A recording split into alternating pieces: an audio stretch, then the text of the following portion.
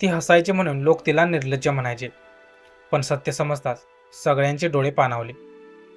नाशिकमधील गंगापूर रोडवर एक भव्य आणि आलिशान बंगला होता. त्या बंगल्यात उद्योगपती अनिलराव आणि त्यांची पत्नी मृणालिनी राहत होते. पैशांची, गाड्यांची, नोकरांची आणि ऐश्वर्याची कोणतीही कमतरता नव्हती.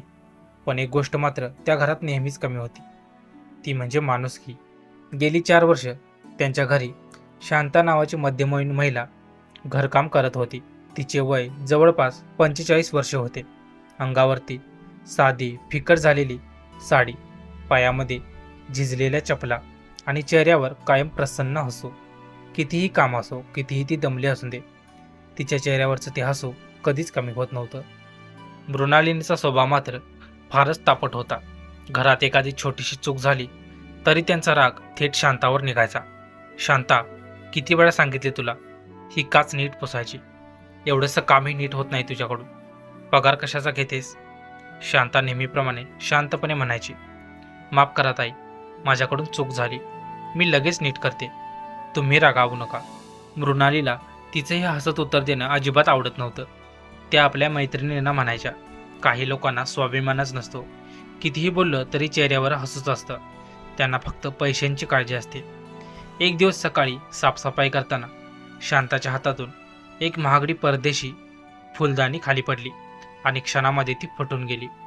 हे सगळं बघून मृणाली संतापाने ओरडू लागली, तुला कल्पना आहे का याची किंमत किती आहे? तुझ्या वर्षभराच्या पगारापेक्षा महाग आहे ही. आजपासून तुझं काम संपलं, पुन्हा माझ्या घरात पाय ठेवू नकोस. शांताने हात जोडले, ताई, माझ्या पगारामधून थोडे थोडे पैसे कापा, पण मला कामावरून काढू नका, माझ्यावर सगळं घर चालतं. पण तिचं एकही वाक्य तिनं ऐकून घेतलं नाही. तिला घराबाहेर काढण्यात आलं. 2 दिवस गेले, नवीन कामवाली मिळाली नाही. घरामध्ये पसारा वाढत गेला. शेवटी अनिलराव वैतागून म्हणाले, फक्त एका वस्तूसाठी तू इतकं मोठं पाऊल उचलस? जा, तिला परत घेऊन ये. मनाविरुद्ध मृणालिनी शांताचा पत्ता शोधत तिच्या घरी निघाले. शहरामधील ऐश्वर्य मागे पडत गेलं आणि अरुंद गली, चिखल, उघडी गटारं आणि पत्र्याच्या झोपड्या दिसू लागल्या. एका छोट्याशा घरासमोर त्या थांबल्या. दार अर्धवट उघडं होतं. त्या आतमध्ये पाहताच त्यांच्या पायाखालची जमीनच सरकली. घरामध्ये काहीच नव्हतं. एका जुन्या गादीवर एक तरुण मुलगा पडला होता. त्याच्या शरीराचा बराचसा भाग पूर्णपणे निकामी झाला होता. हातपाय हलत नव्हते. शांता त्याच्या शेजारी बसून त्याला प्रेमाने पेज भरवत होती. तिच्या चेहऱ्यावर मात्र तेच शांत हसू होतं. मुलगा हळू आवाजामध्ये म्हणाला, आई, 2 दिवस झाले तू कामावर गेली नाहीस, त्या मॅडम रागावल्या का?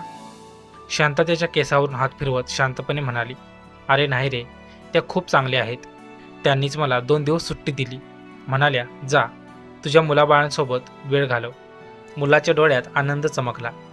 आई, तू नेहमी हसत राहतेस ना, म्हणूनच मला ही जगायची हिंमत मिळते.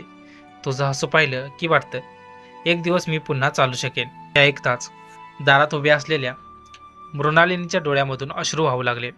आजपर्यंत त्यांनी शांताच्या चेहऱ्यावरचं हसू निर्लज्जपणाचं समजलं होतं, पण आज त्यांना कळालं, ते हसू म्हणजे एका आईचं कवच होतं. ती स्वतःचं दुःख लपवत होती, कारण तिचा मुलगा जगण्याची आशा गमावू नये. लोकांच्या अपमानापेक्षा तिला मुलाच्या चेहऱ्यावरचं हसू जास्त महत्त्वाचं होतं.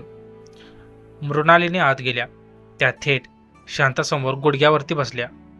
दोन्ही हात जोडून रडत म्हणाल्या, शांता, मला माफ कर, मी तुला कधीच समजू शकले नाही. शांताने घाबरत त्यांना उचललं. ताई, असं करू नका. मृणालिनी म्हणाल्या, आजपासून तू माझ्यासाठी कामवाली नाहीस, माझ्या घरातली एक सदस्य आहेस. तुझ्या मुलाच्या उपचाराची पूर्ण जबाबदारी मी घेते. शांताच्या डोळ्यातही अश्रू आले. त्या छोट्याशा घरात त्या दिवशी पैशाने श्रीमंत असलेली व्यक्ती नव्हे, तर मनाने श्रीमंत माणसं जन्माला आली.